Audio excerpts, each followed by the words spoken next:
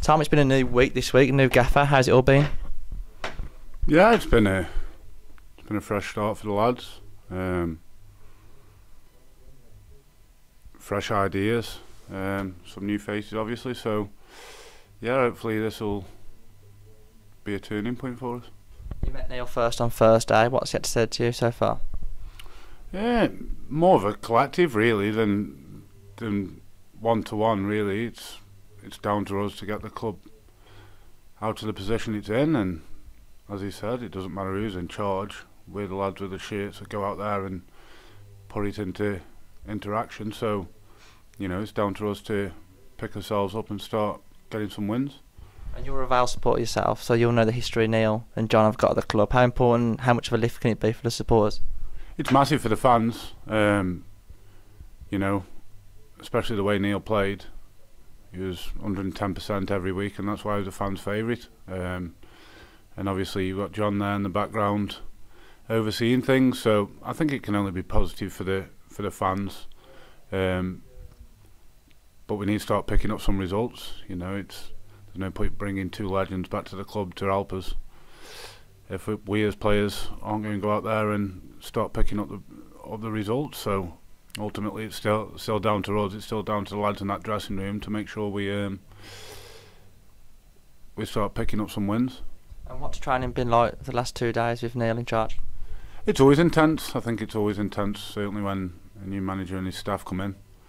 They have their own ideas. We did a game yesterday on the pitch, which was tough, but it's a good chance for him to see all the players. When you've got probably 30 players out there now, it's very difficult for a manager. It's made his life harder with the fact that he's been into a job till this week.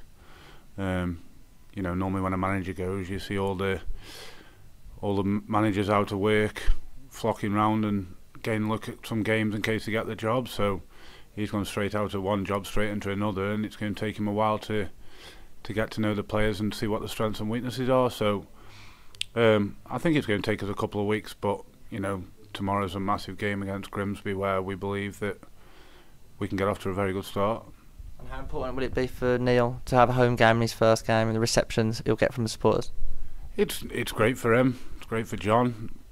It's great for the staff. Certainly a winnable game at home. Hopefully a few more fans will come through the doors. But like I say, it's down to us. He can tell us everything that he wants and expects from us. It's down to us to go out there and start getting them wins, and recently we haven't been doing that. So, you know, doesn't matter what team talk, doesn't matter who's in that dressing room, it's down to us to go out there and put 110% in and start picking up some wins. And you know, hopefully we can get the manager off to a good start and his staff, and we can start getting a feel-good factor back around Vale Park. And you mentioned more supporters coming through the gates. How much can they be a 12th man this weekend? We always need their support. You know, there's some of the most passionate fans you can play for, Vale fans. That's probably why they boo and get on your cases as much as anyway, because it hurts them. You know, some clubs you go ground are struggling and they don't really let the players know. I think at Vale, if you're not putting a shift in or you're not doing your job, the fans are the first ones to expect 110%, and when things aren't going right, they vent their frustrations. And I think sometimes for players, they find that difficult. But for me, I think it just shows how much the fans care and how passionate they are. And hopefully, you know, with how intense the atmosphere has been lately, with how results haven't been going his way, if we can get a couple of wins and get them back on our side, then, you know, that's going to be massive for us to try and achieve what we want to this year. And what are you expecting from Grimsby this weekend? A tough game, like every other game we've had this season. But we've been in games, I've said it a million times, I'm sick of repeating myself, that there's nothing in them. You know, some could argue that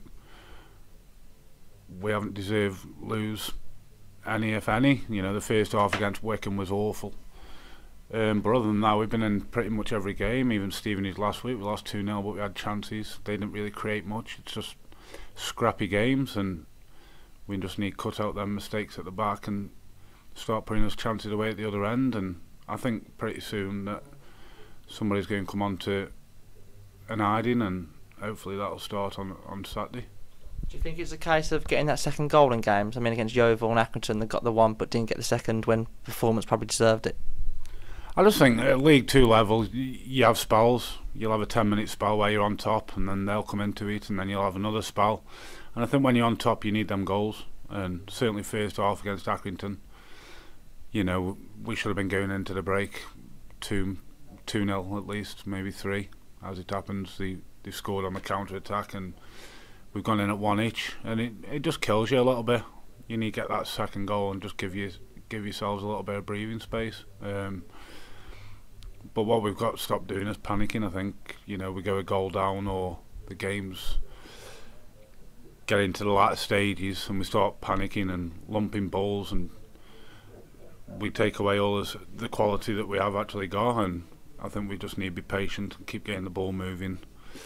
And I think if we do that, then we'll start winning games. You know, as I've said, Grimsby aren't a side that we fear, and I think if we can put all that into action, then there's no reason why we can't win the game.